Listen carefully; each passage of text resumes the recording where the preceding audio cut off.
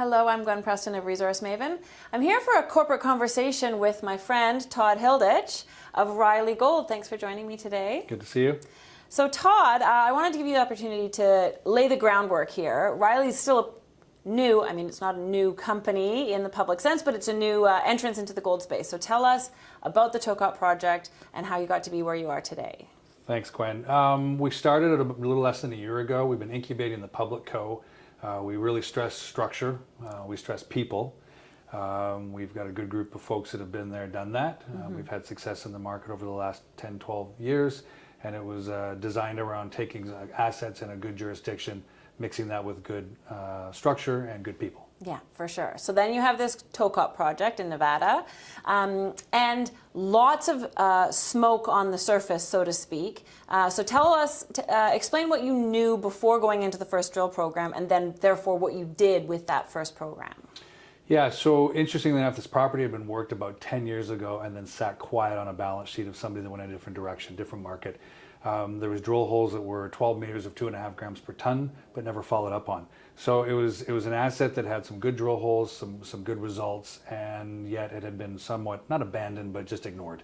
So we found an opportunity to pick that up, as well as another project that we'll get to, I'm sure, where it was an idea of go in, test exactly what the folks before us had looked at and found, but then also try to expand on that. So we ran a 110 or so sample program. We had results that were over 19 grams per ton at surface of gold, so high-grade gold at surface, historical, reasonably good gold, 2.5 grams per ton at subsurface, and then we put that together with a design to put a second drill program together to test our theories. For sure. And so everyone knows what we're talking about. These are veins. It's sort of a stacked vein system, as much as you understand it at this point. That's what you can see on surface, is stacked veins over like a kilometer width, sort of more than a kilometer strike. Again, this is just what you can see on surface. And you tested some extent of those with the drill program, and you got some good results. Like you say, you hit into gold underneath where there was gold on surface. Yeah.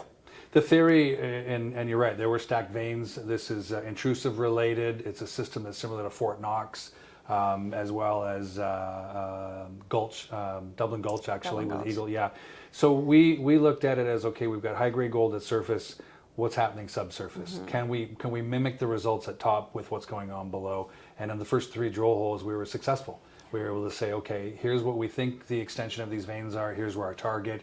And then 2 of the 3 were able to come up with up to 17 grams per ton gold. So very near to what we had at 19 grams per ton at surface. So these are obviously over shorter widths than you wouldn't see. They're not 100 meter type widths, but we weren't expecting that. So our design was to continue on and continue to drill the extent of those veins that were mapped at surface, which we have been doing, and we just finished drilling actually, and we're now moving to a separate stage of identification. And let's move on to that, because some of these longer holes we were chatting before, the initial holes were quite short, then you were getting deeper because you're curious, we're finding that what we're looking for shallow, so you started going a little deeper. You started seeing some structural complexity, and that's part of what is moving you to this next phase of exploration, right? So instead of drilling, you're going to take a pause now and do some geophysics. Exactly. It became very clear that we were seeing what we expected. And so the definition of insanity, we keep hitting holes, same outcome. It was, okay, we get that. We see it, we know it. Let's move on to the bigger picture. So in this intrusive related type system, we want to find out what's feeding these veins. And you can't do that unless you're drilling hundreds of holes at depth. So we did extend a couple holes, as you mentioned, down to about 1,300 feet, and we were hitting several structures along the way, which was not what we were seeing up top. So that made us, it alluded to the fact that we needed to look bigger picture. So going on to your comment, we're moving on to geophysics, and we hope to be able to find targets for our second phase of drilling out there. This is how it goes, right? It's good start, find gold under the surface where it was on surface. Now try and understand the structural setup and where it might be coming from.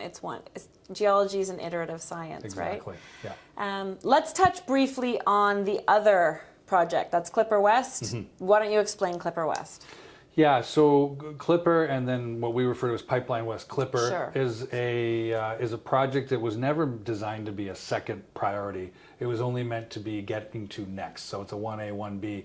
It's situated in an unbelievable Battle Mountain Eureka Trend.